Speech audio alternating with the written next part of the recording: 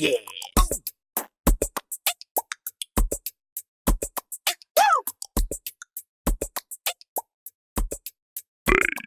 Yeah.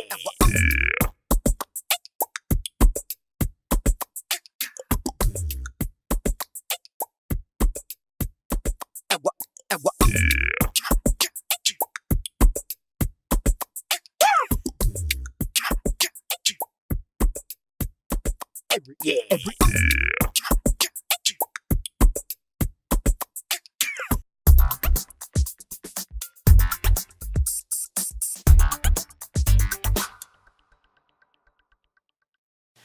Welcome to Let's Try That. I'm Miss Whitney, and this is my friend, Miss Erin. This is our first episode of many of a new fun series we're starting.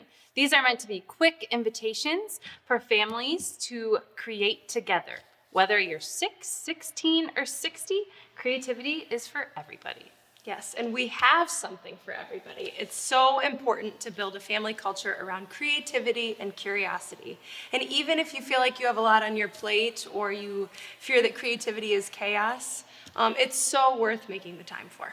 Anywhere, anytime. Just take a chance. Grab a sibling, a grandparent, a friend, a neighbor, a babysitter, anyone special, and create with them. Today, on our first episode, we're going to be creating unique wrapping paper.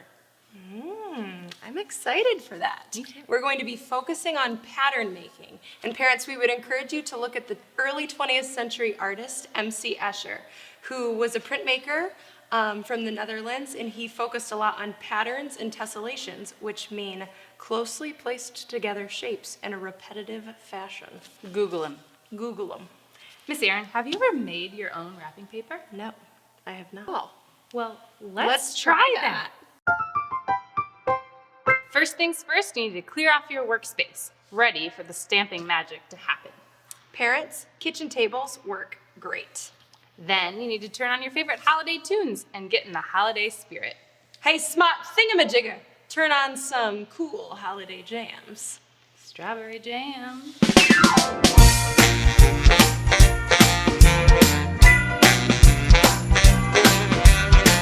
Woo! Now that our bells have been fully jingled, I think we're ready to get started. I think you're right. So let's start with some paper. You'll need to find some paper that you can print on. You could use a brown paper bag, some newspaper, or you could go purchase some brown craft paper. Then it's time to go on a hunt for common stampable household items, utensils, and toys. All of these work great for stamping, and they are super fun to stamp with. Rummage through junk drawers, your toy bins, recycling bins. Literally anything can be stamped. And remember, things will get covered in paint, but you can always wash them off. You need big blank paper, acrylic paint, paintbrushes, scissors, and tape. And some junk like Legos, toy cars, lids, tops, corks, popsicle sticks, straws, erasers, any kitchen utensils, even food like celery, apples, or potatoes. You can use a palette or paper plates, knife, and a cutting board.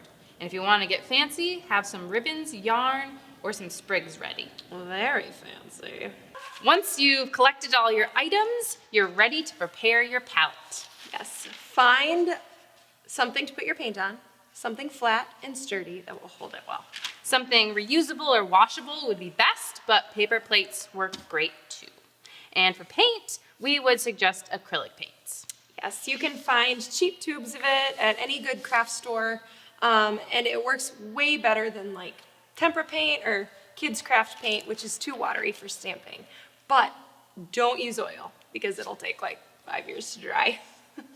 You can squeeze out colors directly, or you can mix your own. Miss Erin, have you ever mixed your own colors? I have, and Whitney, it is so much fun. I think that you guys would really like it.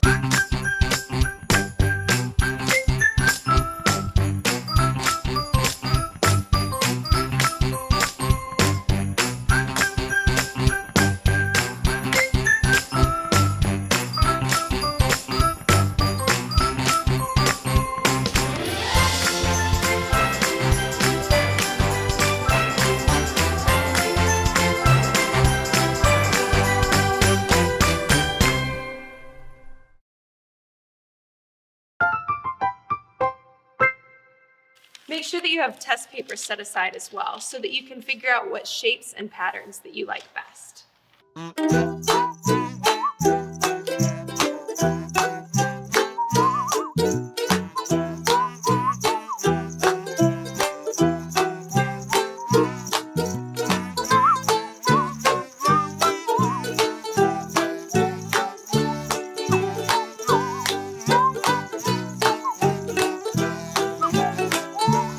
Remember, there's no mistakes in life.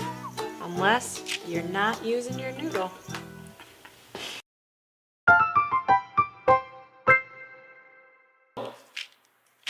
Once you've found patterns and shapes that you like, determine which objects you want to use for your final pattern. And then you want to get rid of your test paper, have fresh paper available,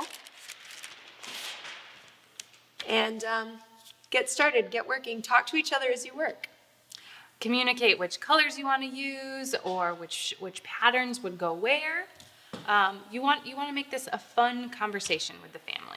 And in addition to talking about what you're creating and why you're creating it, you could also maybe share a favorite holiday memory or something that's meaningful to you about the holidays with family and friends. Just have fun. Make sure that when you're printing that you kind of push down and wiggle your object back and forth to ensure that it's printing the entire thing. And if you have an object that has quite a bit of surface space like mine, feel free to paint on it before stamping it. That's what I have found helpful with my object being a little bit larger. It might help to begin simply. In doing so, you have a good foundation for the rest of your paper. If you run out of paint, just dunk your object again, carefully line it up, and print again. You can intermix, as Whitney is doing, the techniques of just painting, but then also stamping. Just have fun and work on the same piece of paper together. See what you could come up with. It's really fun when you have two different sets of hands, different sort of visual preferences and excitement about color and different things. And parents, be sure that you're wearing your most patient pants because you never know what kind of choices or actions kids might take once they're really in their creative groove. Yeah, I mean, you really might get that middle child who's just like super wacky and looking for love. Once you've created all your awesome patterns, it's just time to wait and let your paper dry.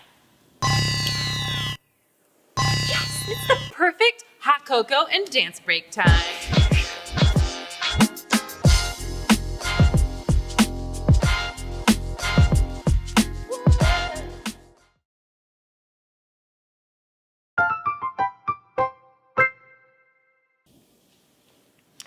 Ooh, delicious. If you have anyone in your family with dietary sensitivities like myself, you can use coconut milk or almond milk for your hot cocoa. And now that your paper is dry, it's time to wrap and prepare your gifts. When you're wrapping your gifts, be sure to take a moment and really admire all of the awesome work that you did. I love wrapping. Me too. It's Christmas time and also Hanukkah. We've got something super fun planned for you, and we got I meant wrapping. Oh. It's okay. It's okay.